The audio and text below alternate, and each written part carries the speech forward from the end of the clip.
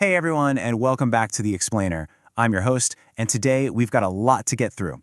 We're unpacking 5 incredibly heavy, deeply interconnected global news stories that are absolutely dominating the headlines from May 2, 2026. Seriously, we're looking at the big picture of global friction today.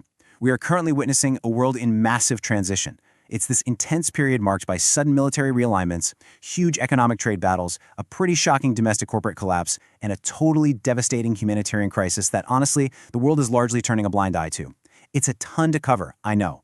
But as you'll see, by breaking these stories down, we're going to connect the dots and understand exactly how these massive global shifts trickle all the way down to, well, the price of your next plane ticket. Okay, let's dive into this. Here's how our 5 specific stories break down into 4 main themes. First up, military realignments and tensions.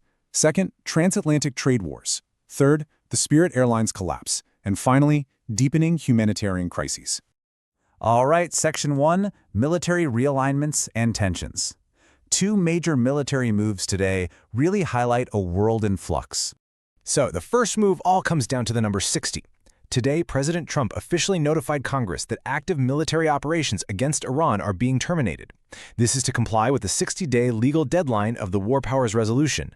Now, the administration is firmly framing this as a successful de-escalation of a really volatile situation. But, it's absolutely crucial to look at the broader picture here, because while active operations are technically ending, the U.S. is still maintaining a very significant naval presence right there in the Strait of Hormuz to manage global shipping lanes. What does this mean? Well, direct conflict might be hitting pause, but a very real nuclear shadow continues to hang over regional diplomacy in the Middle East. So it's a stated de-escalation, for sure, but that heavy strategic footprint, yeah, it remains firmly in place. And from 60, we jump right to 5,000. Just as they announce a scale back with Iran, the Pentagon is pulling a sudden, massive pivot in Europe, initiating the withdrawal of 5,000 U.S. troops from Germany. Boom. Just like that. This sudden move comes right amid deeply escalating NATO tensions over defense spending and European autonomy, and it is sending absolute shockwaves through Europe's geopolitical landscape. And this brilliantly illustrates the deep strategic divide happening right now. From the U.S. perspective, the White House frames this troop withdrawal as a highly calculated strategic realignment toward the Indo-Pacific. But over in Brussels, European leaders are seeing a really dangerous security vacuum, one they are terrified will inevitably embolden regional adversaries right on their doorstep. So it's literally one action, but it creates 2 entirely different, deeply conflicting realities. Let's move to Section 2, Transatlantic Trade Wars, and see how this builds into economic friction.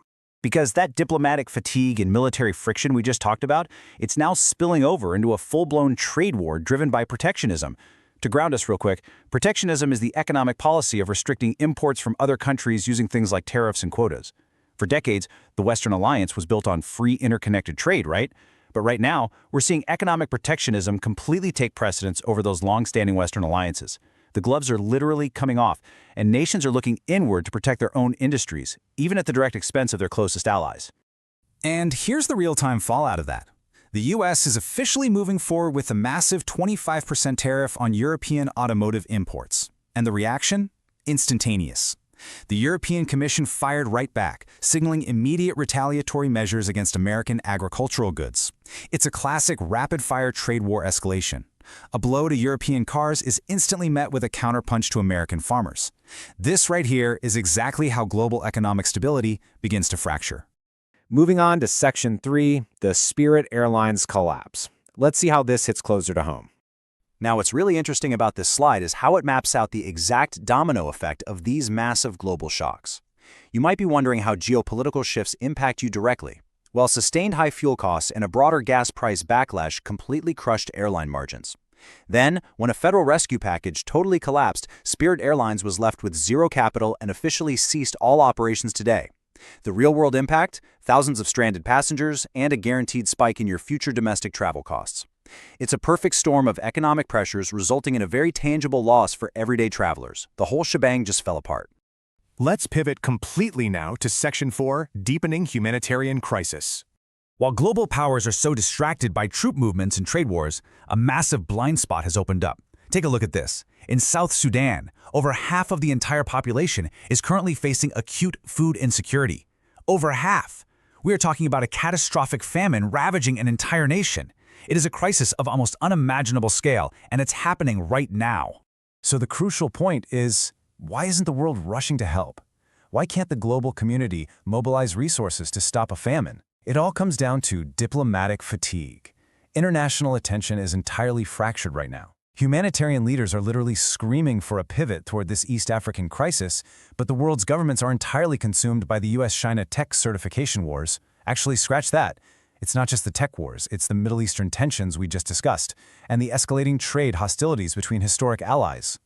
The world's bandwidth is just totally maxed out on friction, leaving absolutely nothing left for those who are literally starving. The United Nations issued a very stark warning today regarding South Sudan, stating simply, "Despair is a form of surrender." I wanted to include this quote because we need to balance the hard data, the tariffs and the troop numbers, with the human reality on the ground. It's a desperate, urgent plea from humanitarian leaders begging the international community not to surrender to the fatigue of global politics. They want us to remember the human lives hanging in the balance while the superpowers bicker over automotive tariffs. Which brings us to the final thought of today's explainer. As major powers turn their focus increasingly inward, protecting their own economies, fighting transatlantic trade wars, managing corporate collapses, and shifting their military might, what happens to the world's most vulnerable? When the giants of the globe are distracted by their own friction, who is actually left to watch out for the rest? It's a heavy question, no doubt, but it's one we absolutely must consider as we look at the shape of the world today. Keep analyzing, keep questioning, and above all, stay curious.